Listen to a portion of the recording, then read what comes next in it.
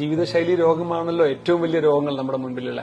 പക്ഷെ ഇത് പറഞ്ഞു കഴിഞ്ഞാൽ രോഗികൾക്ക് അങ്ങ് മനസ്സിലാവില്ല. അവര് ഇത് പ്രശ്നമുണ്ട്, അപ്പൊ കൊളസ്ട്രോൾ കൂടി അതിനൊരു മരുന്ന് തരും, പ്രഷർ കൂടി അതിനൊരു മരുന്ന് തരും എന്ന ഒരു ആറ്റിറ്റ്യൂഡിലാണ് ഒരുപാട് പേഷ്യൻസ് വരുന്നത്.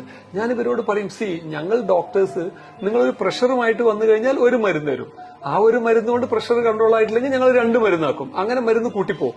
ആ പ്രഷറിന്റെ കൂടെ നിങ്ങൾ കൊളസ്ട്രോളുമായിട്ട് വന്നു കഴിഞ്ഞാൽ കൊളസ്ട്രോളിന് വേറെ മരുന്ന് തരും, അതല്ലെങ്കിൽ പിന്നെ അതിന്റെ കൂടെ വേറെ എന്തെങ്കിലും ഒരു രോഗമായിട്ട് വന്നാൽ അതിന് ഞങ്ങൾ രോഗങ്ങളുമായിട്ട് നിങ്ങൾ വന്നു കഴിഞ്ഞാൽ നമ്മൾ അതിനനുസരിച്ച് മരുന്ന് കൂട്ടി തരും. പക്ഷേ ഇന്ന് ഏതൊരു സാധാരണ വ്യക്തിയും എടുക്കേണ്ട തീരുമാനം എന്ന് വെച്ചാൽ ഈ രോഗങ്ങൾ ഉണ്ടാകുന്ന കാരണങ്ങൾ നമ്മൾ പ്രിവെന്റ് ചെയ്യുക എന്നുള്ളതാണ്.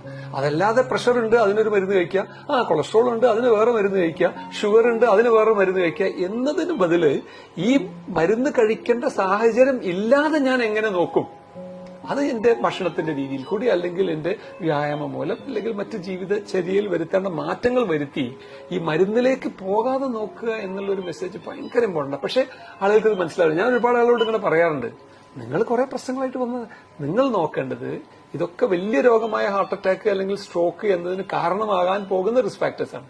അപ്പൊ ഈ റിസ്ക് ഫാക്ടേഴ്സിന്റെ ഇപ്പോഴെന്നെ നിങ്ങൾ കൺട്രോൾ ചെയ്യുക, അതാണ് നിങ്ങൾ ചെയ്യേണ്ടത്. അല്ലാതെ മരുന്ന് കൂട്ടി പോകുക എന്നുള്ളതല്ല. പക്ഷെ ഡോക്ടേഴ്സ് നിങ്ങൾ കൂടുതൽ പ്രശ്നങ്ങൾ വരുന്ന കൂടുതൽ മരുന്ന് തരിക. അപ്പൊ അതാണ് നമ്മളൊരു ഇമ്പോർട്ടന്റ് മെസ്സേജ് ആളുകൾക്ക് കൊടുക്കുന്നത്.